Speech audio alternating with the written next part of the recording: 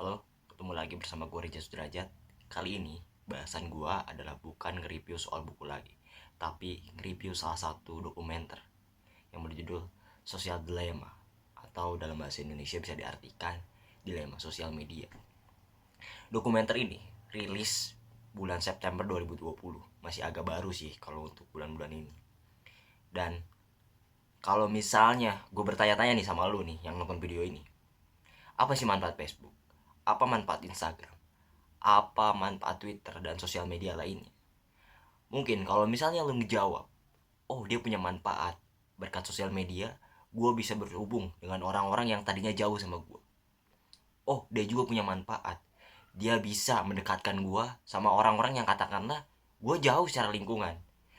Atau dia juga bisa punya manfaat, dimana kita yang jarang ketemu, jarang kontek-kontekan, bisa kontek-kontekan lagi berkat adanya sosial media ini. Dan lain sebagainya. It's okay kalau lu punya tanggapan kayak gitu. Ini video no edit, jadi memang istilahnya gue langsung tektok, entah benar entah salah dan sebagainya. Jadi kembali lagi, kalau misalnya lu berasumsi sosial media tentang hal-hal baiknya, maka sosial dilema akan mendabrak hal-hal itu.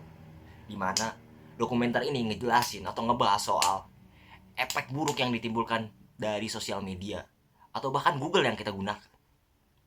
Mungkin dari lu akan bertanya-tanya, efek buruk apa sih emangnya? Jadi gini sob, efek buruk yang pertama, menurut survei yang gue juga agak lupa dari mana surveinya, dan tapi ini menurut gue agak make sense dan logis sih si survei ini.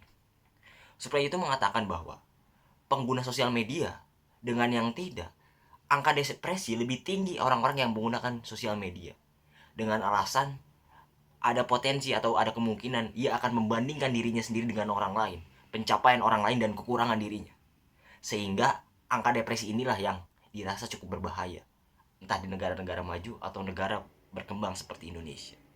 Apalagi ada yang namanya kolom komentar yang istilahnya mulut-mulut gak bisa dijaga, mulut-mulut yang gak bisa dikontrol.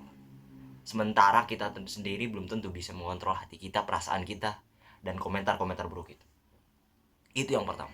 Yang kedua, berita buruk rawan banget di sosial media. Sekarang gini lah, gue nanya sama lo semua. Rata-rata, apa yang diinfokan di sosial media, apa yang disebarkan, umumnya atau basically, itu pasti hal-hal jelek, hal-hal negatif, ketimbang hal-hal yang baiknya. Karena kalau misalnya kita mau melihat strategi pasar, berita-berita yang katakanlah atau info-info yang katakanlah positif atau baik, itu bosan buat didengar sama orang-orang. Tapi beda cerita sama hal-hal yang negatif. Sehingga itulah yang mempengaruhi faktor pertama soal angka depresi kita. Lalu yang ketiga, selain sosial media menjadi alat atau ajang orang-orang yang katakanlah ya itu tadi, sosial media bisa jadi ajang orang-orang bodoh untuk pamer menyuarakan kebodohannya semakin besar. Sekarang gini lah, gue nanya sama lo. Kalau misalnya gue pernah ngebaca bukunya Plato yang berjudul Republik, dari ungkapannya Socrates, dia pernah mengatakan bahwa yang namanya demokrasi itu harus demokrasi intelektual. Sehingga orang-orang yang mengisi demokrasi ini atau orang-orang yang bersuara ini memang orang yang punya kapasitas, bukan orang yang istilahnya sembarangan, asal bicara seenaknya, semaunya. Sehingga efeknya akan banyak. Efek yang terjadi adalah, kalau misalnya kita ambil contoh di Amerika Serikat, contoh katakanlah ada dua partai besar nih, ada partai Republik dan ada partai Demokrat. Kedua partai ini, ketika demokrasi yang harusnya istilahnya membuat kita makin pintar, makin mengerti akan perbedaan dan makin mengerti istilahnya, oh itu hak dia milih itu, oh itu hak mereka, oh ini sebagainya. Justru sosial media membuat kita terpolarisasi, makin terpecah belah, sehingga secara nggak langsung sosial media ini, entah itu Facebook, entah itu Instagram, entah itu Twitter dan lain sebagainya, mereka punya andil buat, oh negara ini kayaknya harus hancur nih, oh negara ini ya udahlah biarin bertahan aja dan lain sebagainya. Karena memang disadari atau enggak, Twitter, Facebook, Instagram dan lain sebagainya, mereka punya andil buat ngegedein opini kita, atau ya udah opini kita tetap kecil.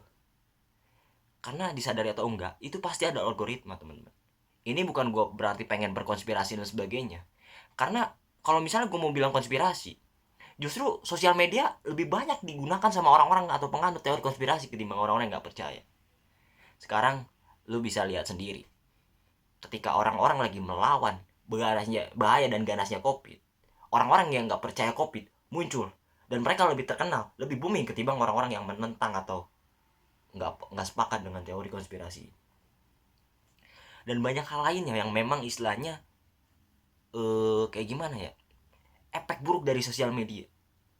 Dan kenapa gue menyarankan lu untuk nonton dokumenter itu, karena gini cuy, selain menurut gue ya, ini menurut gue pribadi ya, gue udah agak lama sih nonton dokumenter Netflix, entah itu yang judulnya The Prison dan sebagainya, udah cukup banyak. Menurut gue ini sih yang terbaik di Netflix sih. Biasanya kan kalau dokumenter itu yang agak bagus di HBO, cuma kalau yang ini ya gue cuma jempol, oke lah, menarik lah. Kenapa gue milih yang menarik?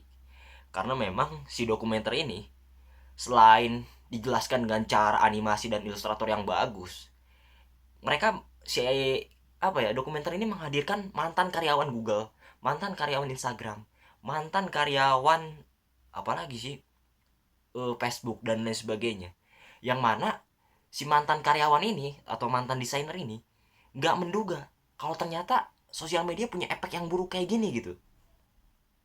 Gue nggak akan terlalu panjang lebar spoiler soal istilahnya, oh lu harus nonton ini sebagainya, atau oh alasannya gini gini sebagainya. Nggak bisa kayak gitu cuy. Maka solusi terbaiknya adalah lu harus nonton sendiri dokumenter itu, baik atau buruknya kayak gimana. Karena disadari atau enggak, sosial media punya pengaruh buat demokrasi kita kayak gimana, termasuk suara-suara netizen. Mungkin gitu aja dari gua, karena memang video ini nggak ada editing. Terima kasih. Jangan lupa nonton dokumenter itu.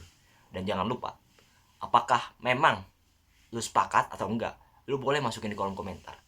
Dan menurut beberapa ulasan, si dokumenter ini kalau di Rotten itu masuk peringkat 8, dan kalau di IMDb atau yang itu rating biasa, itu bukan biasanya sih, skornya itu di sekitaran 7 dari 10. Mungkin itu aja yang bisa gue sampaikan. Terima kasih. Bye.